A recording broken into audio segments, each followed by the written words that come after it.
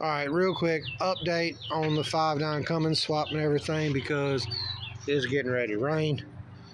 I was running into a lot of problems with the power steering pump, being able to mount up and slide on there. And part of that was because of I call it the P pump. I realize it's not a traditional P pump, but it's still the pressure pump for the motor. So the bracket for the adjustment for it and everything, which it adjusts here from this bolt, the heads of the bolts were getting in the way. Hopefully it's just the heads of the bolts. I don't think it's the bracket itself. So what I did is I countersunk the holes, and I got these bolts cut down so that they fit flush onto the bracket and everything. So hopefully that this pump will slide on there like it needs to and everything without hanging up on that bolt. And then going back over here, I had some more things that showed up. Yeah, I know, it's wood onto a ladder and everything, and they got it on TikTok Vevor. This one came with free shipping, and it didn't cost me anything because I already had all the stuff here. Anyway, back to the parts I ordered. So I got the air filter in, and it fits right there. I might have oversized it a little bit, but it's still going to do the job. However, this won't. This is just straight. I'm going to need a piece that's 45 in so I can get these to connect the dots and everything.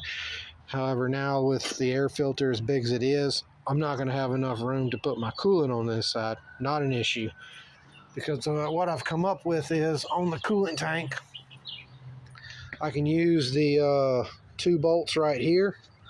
Let me get the coolant tank, and I'm just going to set that kind of loose like. With the 2 bolts there, I can mount it to the 2 holes here. I can also get the overflow cap high enough, and then I can take that 1 3/4 line and bring it over here and reduce it down to here. And it will actually be better on this side, to be honest, to be right here, because there's not a whole lot going on here. I've already built a custom battery tray to go right here. I may have to see where the issues lie in that, but I don't think it's going to be that much of an issue. Either way, we overcome, we adapt. As far as the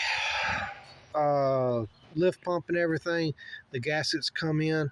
I do have a question on that, if y'all can answer.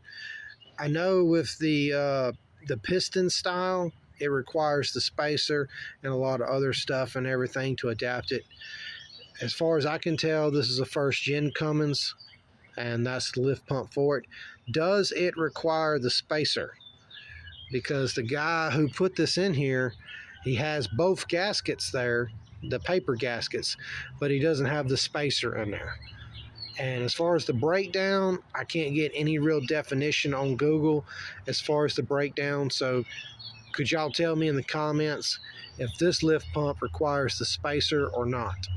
I'm really not sure. I'm still digging around on that. But yeah, that's where we stand. It's starting to pick up as far as the rain here and everything, so I'm gonna shoot on back inside. Let me know in the comments what y'all think.